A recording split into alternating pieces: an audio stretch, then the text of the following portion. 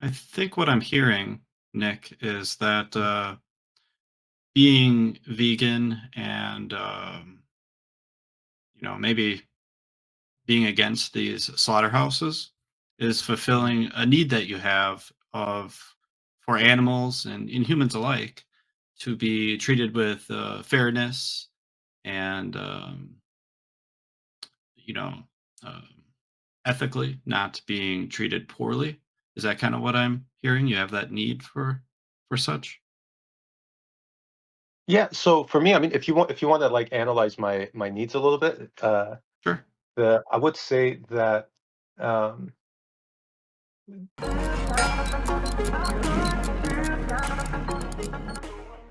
The clip you are about to see is from a call-in show today David and I have been doing. I decided to try to integrate nonviolent communication into my street epistemology practice. This is my first attempt. I don't think I did a really good job of making it sound natural. I sounded a bit robotic, but regardless, I think it still ended up to be a pretty good conversation. If you want to learn more about integrating nonviolent communication into street epistemology, please join the Discord server in the description. and you guys like feel free, like you guys could be direct, you guys could go hard, don't hold back. Um, with my claim was that what I want, like what I wish others believed more would be that the existence of slaughterhouses would be better off without slaughterhouses existing, Mhm. and that it would benefit both humans and animals if they didn't exist, um, and that we should move away from it both societally and individually, from Okay. animal consumption. So that's my claim, and I'm guessing you guys mostly focus on religion in here, but I No. think you guys Well, focus on other maybe. issues But too, right?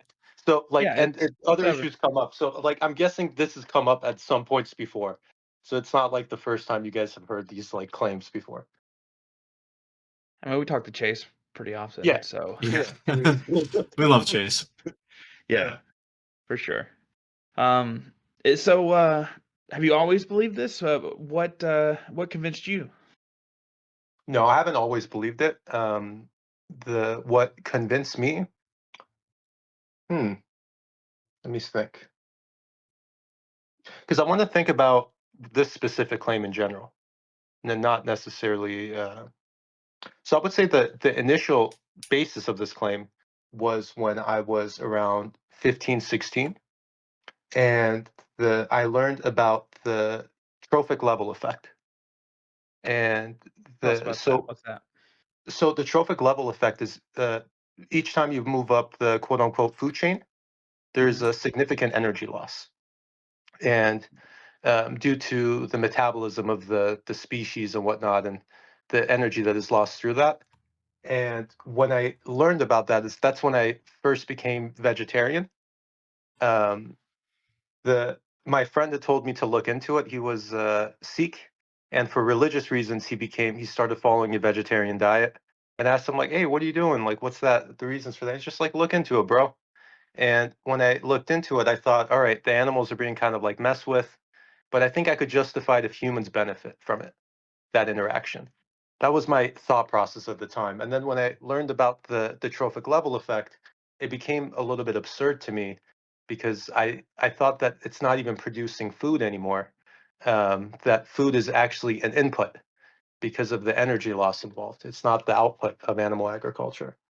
And I thought it was also like it wasn't just like harming animals; it was also harming people that weren't like well off. Like even like poor people were being harmed, poor humans, as a result of that, because it was the so that was what led me to become vegetarian at the time. And the I thought it was the interest of animals and other humans on one side, and my own personal uh, taste preferences on the other. I don't know. I liked Philly cheesesteaks or whatever at the time. That was like the I think what I was thinking of the Philly cheesesteak shop, for example, at the time. And I was like, all right, so these are the pros and cons here. So that's was my thought process. I think that was probably the initial stages of that. but I learned more about what happens in these industries and whatnot over the last couple of years since I've been vegan, and there's been more detail added to it. Hmm.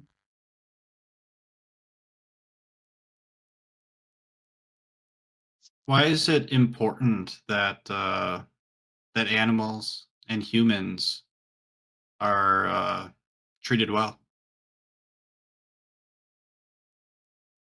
I think that's the basis of most moral systems. So most ethical systems are based on um, either a sense of fairness or a sense of empathy. Those two, like, they're not the only parts of ethical systems that exist, but pretty much all ethical systems have like those two components in them in some form. According to uh, scientists that have worked in psychology or uh, the, like when it came to like the psychology around like moral thinking, those two seem to be one of the foundations. And for treating humans and animals well, I think that goes with the sense of empathy. I think that's one of the significant parts of it. I think what I'm hearing, Nick, is that being vegan and maybe being against these slaughterhouses is fulfilling a need that you have of for animals and in humans alike to be treated with fairness and you know um, ethically, not being treated poorly. Is that kind of what I'm hearing? You have that need for such? Yeah. So for me, I mean, if you want to like analyze my needs a little bit, Sure. I would say that um, it's a little bit similar to how a lot of people reach their ethical conclusions that aren't like religious based, which is that it comes from like a sense of wanting to make the world a little bit of a better place. Same thing with most religious people too. Um, that they want to help out the next generations that are going to come by in humans. They want to feel like a connection to humanity as a whole or to like life on Earth as a whole, and do something that outlives them in some way and betters like others in a sense. I think it also comes, if I was going to psychoanalyze my motives a little bit, that that there is that I personally have a fear of death that comes with. I was reading the book, the Ernest Becker, The Denial of Death, at some point, and it had a profound effect on me. And when I was reading that book, like I realized, like yeah, like I'm pretty like terrified of like dying. At least I was at that time. I mean, I'm a little bit more chilled out about it now. And for me, it felt a little bit wrong to, if there's this thing that I'm very afraid of, to be like meting it out so easily to others, including like animals and whatnot. And we generally justified, or a lot of the times it gets justified through like that they're lower life forms, or there's a little bit of a hierarchy there, so it's more okay, it's less bad. But I didn't necessarily feel comfortable being dealing out the thing that I'm afraid of to others. Without on a very non-essential reasons. Okay. Um, I think what I'm hearing is that you have a lot of empathy for animals and for humans, and that you don't want them to have the same fear of death that you experienced. Well, they're gonna still have the fear, right? But it's just Okay. about not making them like get that close up to it. You know, Yeah. like Okay. I mean, like the it's not like it's gonna make the fear, like fear of death is a biological instinct in most living species. It's very hard to it's one of our most fundamental drives as biological beings. And so they still have it. I mean, even if you like pull away from, like, I don't know, stubbing your toe on, like, you know, they, there's a little bit of like a fear of death behind that, like pain sensation. You know, like, yeah, if you keep stubbing your toe, like you do that like hard enough, like it's gonna cause you to die. You know, you could have like blood loss, or like it cuts off your toe or something. It's not gonna be good for your continued existence. And so I think like animals still have that. It's not like that disappears. It's just that we aren't the ones that are like dishing it out. Like we aren't the ones Yeah. that are like in that role of playing the Grim Reaper for them. So is probably what I think I'm hearing is that we shouldn't be the cause or present them with this extra like in your face fear of death. Like, is that kind of what we shouldn't be the Yeah, ultimate cause of that? yeah, Okay, yeah. I okay. think that's a good way of saying it. Um, If when we don't have to. So I want to add like if it's like for if it's done for their well-being, that's a little bit of a different situation. So for example, like euthanasia of like pets that are like sick and terminally ill, I think that's a little bit of a different situation. Or if you see like I don't know, like that's like it's gonna die in the next hour, like you already know it, but it's gonna be really like a horrible hour that's about to come up. Like yeah, like that makes sense. That could be like a mercy killing. So like excluding mercy killings, essentially. Like gotcha. yeah. If you didn't have this need to, um, I guess, preserve the what's the I'm having difficulty phrasing it. Maybe you can help me out. Um, need to protect the animals from this the fear and ultimate death. If this wasn't a need of yours, how do you think you would feel about slaughterhouses? Hmm. I think I would still be against them just because of the negative effects it has on humans. So I Okay. mean, like, it's not just the an animal issue; it's a human issue too. Okay. So one of the needs that is supporting the belief that slaughterhouses are bad for animals and humans is that you have a need for them to not be in direct fear of their life as being caused by humans. Mhm. And for the human element, is there also a need similar to that? So when it comes to the issues when it comes to humans for Hmm. slaughterhouses, right? It's that slaughterhouses are breeding grounds for diseases. They are they say for example, scientists have determined that about two-thirds of uh, all diseases that transfer to humans of pathogens are zoonotic in nature, so they originate in animals and then they transfer to humans. That biologically, a lot of, um, for example, COVID-19, mad cow disease, uh, the the Spanish flu of 1919, which is like came from pigs. I mean, things like that. So these aren't like necessarily sanitary environments to begin with. That the biologically uh, animals are closer to us. So if there's a pathogen that affects animals, it's more likely to spread to humans and cause illnesses to humans than it is from like diseases that affect plants. That's less likely to transfer over because the biology between humans and plants is more it's more different than the biology between animals and plants. So if there's a pathogen that affects, for example, the spleen of a pig, it's more likely to affect our own spleen versus like a pathogen that affects the leaves of a spinach plant. Mhm. Um, Gotcha. yeah, and there's other issues too. I mean, that's a sanitary one. There's the issue of environmentalism with regards to like greenhouse gas emissions. It's problematic and it goes on. But those are Okay. those are some of them. There's antibiotic resistant bacteria. We use 80% of our bacteria, or 80% of our antibiotics on farm animals.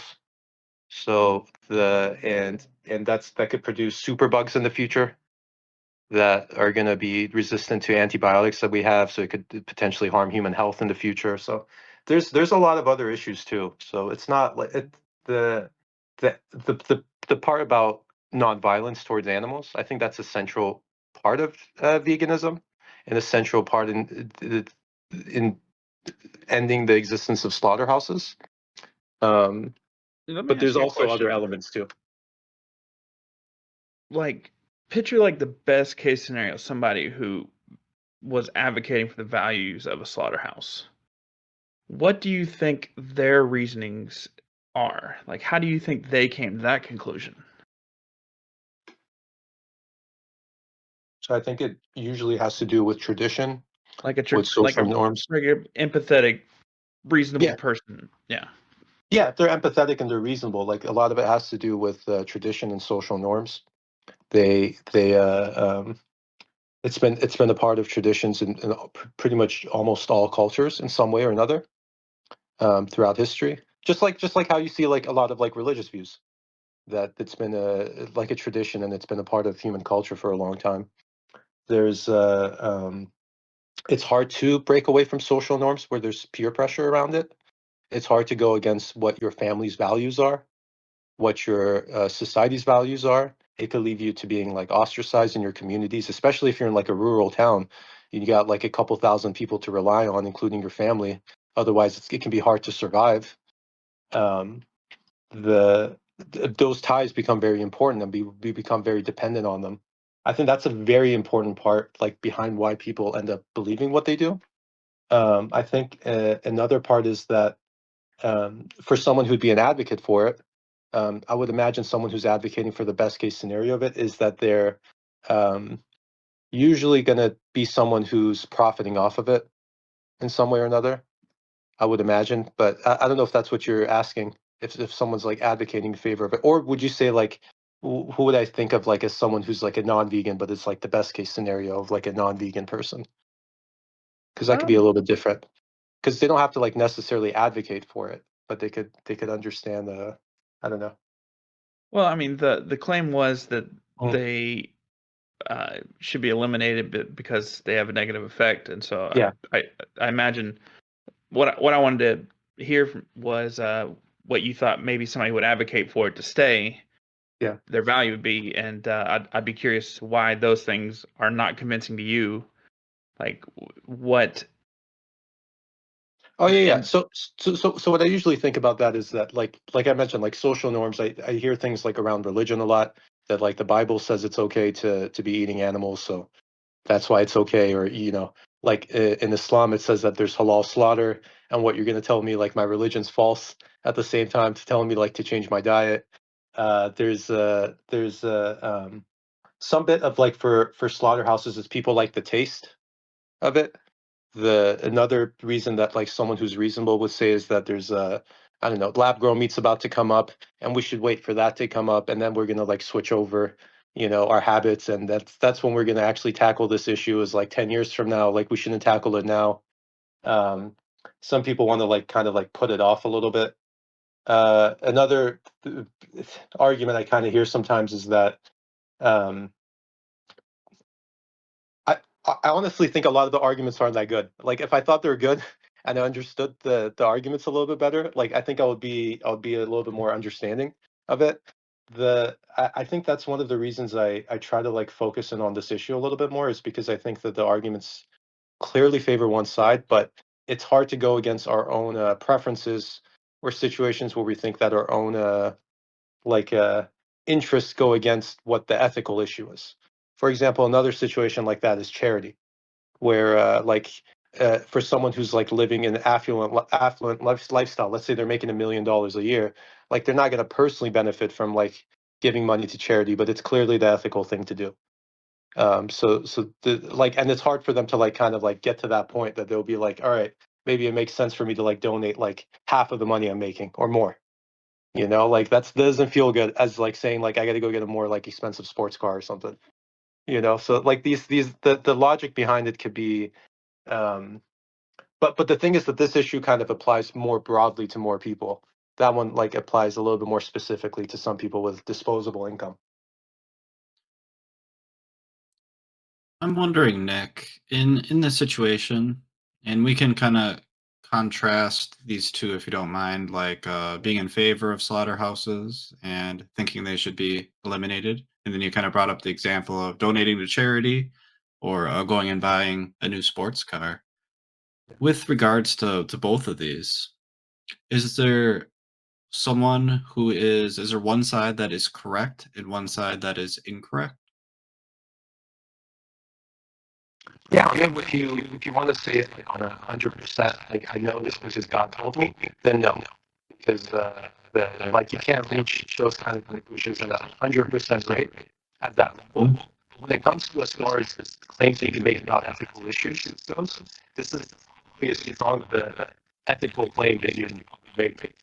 Uh, Something that we did a survey of philosophers, and 2/3 of philosophers like thought that these were like the things to do. Despite most of them saying they're not doing it. So, so Mm. this is like something that most people recognize as a good thing to do, but they just don't end up doing it themselves and applying it because of that it comes at a personal cost to them. So there's other issues like that people had a harder time with. So for example, with moral realism, in that survey of like philosophy professors, I think moral realism came down to about like 80% of people believed it. So you have like half of the resistance towards these ideas is people that are moral anti-realist. Like they don't even believe like moral claims like exist at all. So like that's like as far as you have to go in order to like deny some of these claims. Most of the people that are like that go to deny these claims like just end up saying like just all moral claims in general, not just these two specific ones. Are kind of like a little bit like they don't pass the smell test for them. And I feel as confident in these claims as I am confident in moral realism. Mm.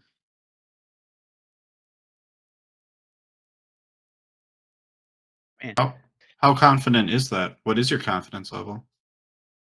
And with moral realism, Well, it's the same, right? yeah, exactly.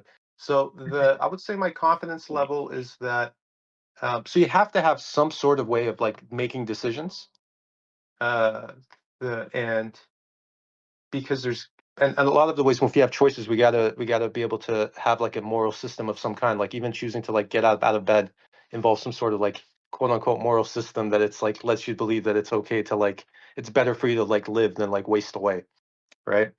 And so in terms of making those kind of decisions, I'm about as confident with it as I am about like pretty much any other decisions I'm making. So I would say uh, just for the sake of it, I'll say 90%. Okay. Just to leave some little bit of a scientific room for error in there, That's fair. just to adjust it. What could you learn or discover that would reduce your confidence, let's say to 75%? Hmm. So one thing I could learn would be that animals aren't sentient. For example, like they don't the I don't know, animals are more like iPhones. They're just like reacting to things and there's like no one in there. Okay. And that wouldn't just put it down to 75%. That would completely that would actually bring it down to like somewhere around 75% ish because then there'll still be the other issues I was talking about with Right. regards to the but some of the intensity would absolutely be reduced Okay. because the act of violence that's involved would not be as serious How do we in that know situation. how do we know if animals are sentient or not? So we know animals are sentient for the same reasons that we know humans are sentient, minus language.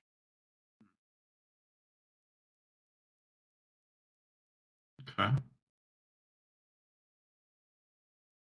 And obviously, it's a little bit of a spectrum for species of animals. So there'll be some species like bivalves that don't have a central nervous system. They don't have a brain. They have a their their biology's, especially their nervous system, is way different from, let's say, a human or a pig. Okay. There's definitely like a continuum along the Okay. A where gradient it's of at. Yeah, there's a gradient. sentientism. Exactly. Okay. Yeah. Got it. But for example, like with mammals, like it's not even like questionable at this point. Same with birds, and with fish, it's like it seems to be like leaning for most of them to be like, yeah, they're sentient. Um, but the issue has to do with at least with vertebrates, animals that are vertebrates. It seems to be that yeah, they're pretty much like all sentient. It's mostly like invertebrates that are like sometimes there's a little bit of questions around. Like how is it with regards to like insects, or how is it with regards to um, what do we think with regards to like an ant or like an earthworm or a bivalve. Like that's I think where like the science is at right now, where it's like, are they like sentient or not? Or are they, like those ones are tricky. Like I try to like avoid those conversations because I don't feel as confident in them. But the other ones are, I think, it's on more solid ground.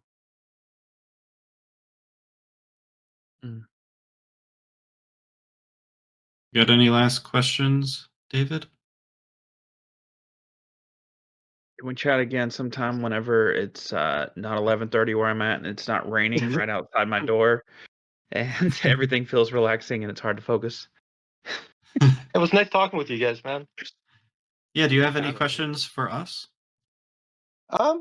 Like, no, this was a great experience. I mean, I like chatting with you guys. You guys are super respectful.